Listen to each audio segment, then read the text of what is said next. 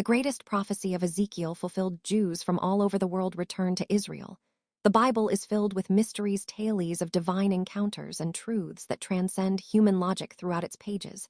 There are episodes that have baffled believers, theologians, and historians for centuries. But there is one passage that stands out as particularly perplexing and enigmatic an event that shakes our certainties and poses a disturbing question. Why did God try to kill Moses, the liberator of Israel, the man who spoke with God from a burning bush, the chosen prophet to challenge Pharaoh and lead his people to freedom, suddenly finds his own life in jeopardy not from an enemy, but from the very hand of the one who called him? What could have provoked such a divine reaction? What did Moses do to deserve such a punishment? This brief but impactful moment challenges our understanding of God's justice and mercy in this video. We will delve deeply into this misunderstood episode of Moses's life, examining its context, spiritual implications, and what this story teaches us about obedience, responsibility, and the consequences of disobedience to God. Before we continue, we want to know what country are you watching from? What other biblical topics would you like us to investigate in future videos? Leave us your comment. Your opinion is valuable to us. We begin with Moses, one of the most iconic figures in the Bible. His story is replete with extraordinary moments, from his rescue from the Nile to his role as the leader of Israel's liberation from Egypt for Jews. He is the greatest of the prophets and the mediator of the Torah for Christians. His life and work foreshadow Christ, the ultimate liberator. Moses's call was supernatural. God appeared to him in a burning bush on Mount Horeb and sent him to confront Pharaoh to demand freedom for his people.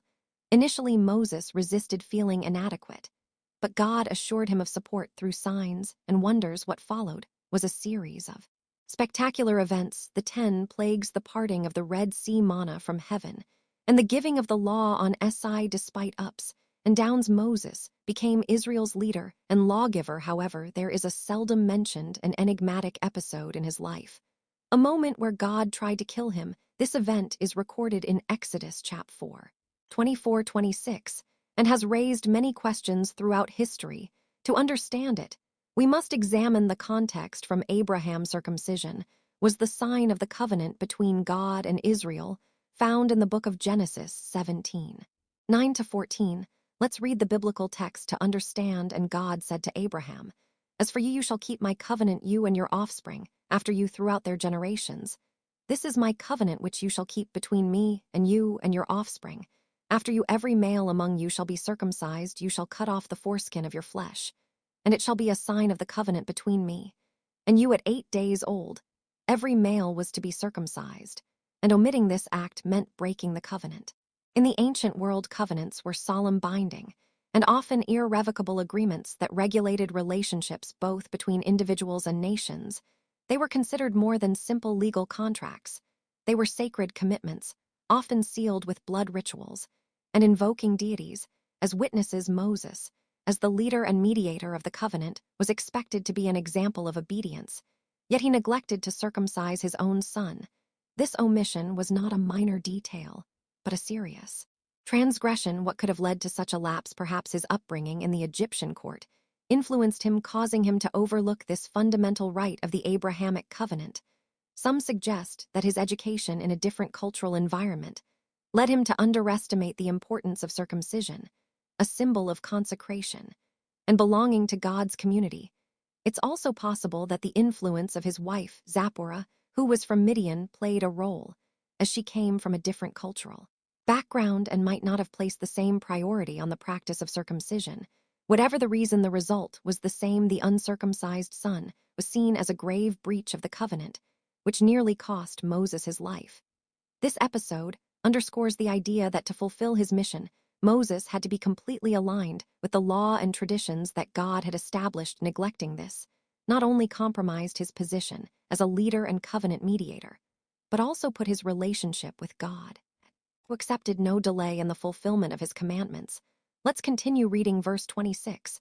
So he let him go, and she said, "You are a husband of blood," because of the circumcision. After Zipporah intervened, by performing the circumcision, the immediate danger to Moses ceased, and he was able to continue his journey. The phrase, "so he let him go," suggests that Zipporah's action was decisive in stopping the divine judgment that threatened Moses, allowing him to proceed with his mission. On the other hand, The statement, a husband of blood because of the circumcision, carries several layers of meaning. It may be a reproach for negligence, indicating that Zipporah did not perform the rite out of a fervent desire to obey God, but was forced to act to save her husband's life by saying a husband of blood. It seems she expresses that Moses, by failing to circumcise his son, had placed himself in a situation where her hand was forced to shed blood in compliance with a custom she might have found absurd, and in a way, barbaric. Thus, the phrase not only reflects personal reproach towards Moses, but also an implicit condemnation of a practice she did not approve of, highlighting the tension between Hebrew tradition and foreign customs. To her faith, blood here represents the sacred bond and the seriousness of the commitment to God. This episode offers several theological applications, revealing different aspects of God's character. Firstly, God's unyielding justice and holiness are presented, demanding full obedience to the covenant mandates. Secondly, the seriousness of the covenant is emphasized. God's intervention in this incident underscores the importance of the Abrahamic covenant, symbolized by circumcision. For God, the covenant is sacred and maintaining.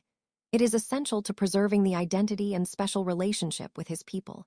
The need to restore the rite with a drastic corrective act performed by Zipporah shows that God expects total commitment from his chosen ones, without concessions. Thirdly, God as the mediator of moral order. Although this is a manifestation of judgment, God's character also reveals itself in his role as the mediator of moral and spiritual order. When confronting Moses for his omission, God is reaffirming the principle that spiritual leadership and mediation require total integrity. This has implications not only for Moses' life, but also sets a standard for all who are called to represent God before the people. Fourthly, the balance between justice and mercy. Despite the harshness of the judgment, the episode shows that correcting an error can restore the relationship with God. Zorah's prompt action stopped the execution of the punishment, showing that while God is just, he also provides a path for redemption through repentance and restorative obedience. This highlights a merciful aspect of God's character that seeks the restoration of his people. Finally, this passage underscores the cost of spiritual leadership. The leadership in God's plan demands a life marked by obedience and unbreakable commitment to God's law. God, in his holiness, cannot allow those meant to guide his people to live outside his precepts.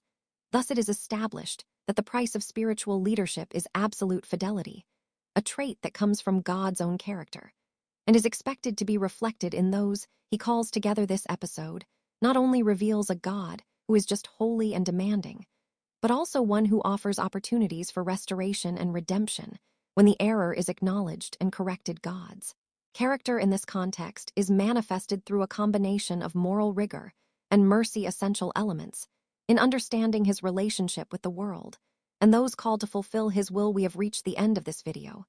We sincerely hope the information shared has been of great use and has enriched your understanding of the topic. We invite you to leave your comments, share this content, and subscribe so you don't miss our next video. Thank you for joining us. And until next time, 59.